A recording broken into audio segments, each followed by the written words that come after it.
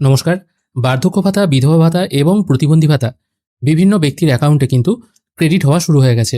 যাদের এখনো পর্যন্ত ক্রেডিট হয়নি তারা ওয়েট করুন, ক্রেডিট হয়ে যাবে। আর তার থেকেও বড় কথা, যেখান থেকে আপনারা স্ট্যাটাস দেখেন সামর্থ্য পোর্টাল samortho.wb.gov.in, এখানে আপনাদের আধার কার্ড নাম্বার পুট করে যখনই আপনারা পেমেন্ট স্ট্যাটাস এর নিচে ভিউ অপশানে ক্লিক করবেন, এখানেও দেখুন দেখতে পাবেন এ মাসের অর্থাৎ আগস্টের টাকা কিন্তু ক্রেডিট হওয়া শুরু হয়ে গেছে, পেমেন্ট আন্ডার প্রসেস এরকম দেখাচ্ছে এবং কিছুদিন পরই এই স্ট্যাটাসটা চেঞ্জ হয়ে পেমেন্ট সাকসেস এরকম কিন্তু স্ট্যাটাস চলে আসবে। কিন্তু সমস্যাটা ওই জায়গায় নয়, সমস্যাটা হচ্ছে সবারই অ্যাকাউন্টে কিন্তু 1000 টাকা ঢুকেছে, 1500 টাকা বা 1500 টাকা কিন্তু কারুর অ্যাকাউন্টে ঢোকেনি।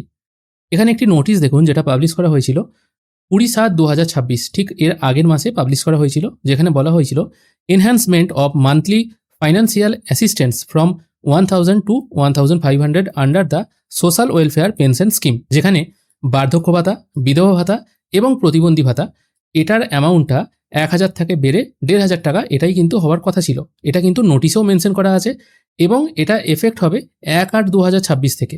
1/8/2026 তো অলরেডি হয়ে গেছে, আজকে হচ্ছে 11/8/2026। যদিও 1 তারিখে কিন্তু এই বার্ধক্য ভাতা বা বিধবা ভাতা এগুলো কিন্তু ক্রেডিট হয় না। ঠিক আছে, সেটা যেদিনই হোক ক্রেডিট হোক, আজকে ক্রেডিট হয়েছে কোনো অসুবিধা নেই, প্রতি মাসের এইরকম টাইমেই ক্রেডিট হয়। কিন্তু 1500 টাকা দেওয়ার যে ব্যাপারটা ছিল সেটা কিন্তু কেউ পেয়েছেন বলে মনে হয় না।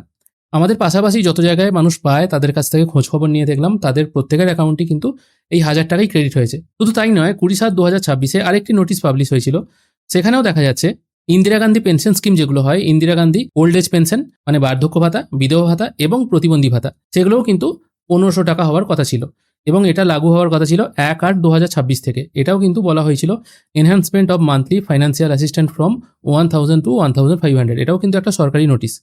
কিন্তু এই স্কিমের আওতায় যারা টাকা পান তাদেরও কিন্তু ওই 1000 টাকাই ক্রেডিট হয়েছে, 1500 টাকা ক্রেডিট হয়নি। এবার বাকি যে 500 টাকা ডিউ রইল সেটা কবে থেকে দেবে এটাও কিন্তু এখন বোঝা যাচ্ছে না। মাননীয় মুখ্যমন্ত্রী কিন্তু এখনো পর্যন্ত ঘোষণা করেননি যে এ মাসে কেন 1000 টাকা দেওয়া হলো। এ মাসে কিন্তু 1500 টাকা দেওয়াই কথা ছিল, এটা কিন্তু নোটিশ থেকে বোঝা যাচ্ছে। এবার দেখুন নোটিশটাই তো ফাইনাল কথা, কিন্তু তা সত্ত্বেও এরকম কেন করা হলো সেটা কিন্তু বোঝা যাচ্ছে না। হয়তো হতে পারে কিছুদিন পর আবার হয়তো 500 টাকা করে আসতে পারে, কিন্তু এটা হওয়ার সম্ভাবনাও কিন্তু খুবই কম যে দুবার করে টাকা ছাড়া হবে। যেহেতু আগস্টে আপনারা টাকা পেয়ে গেছেন, এই আগস্টে আরও 500 টাকা করে এক্সট্রা সেটা দেবে বলে তো মনে হয় না। যদি দিয়ে দেয় তাহলে তো খুবই ভাগ্য ভালো, এটা জানতে হবে।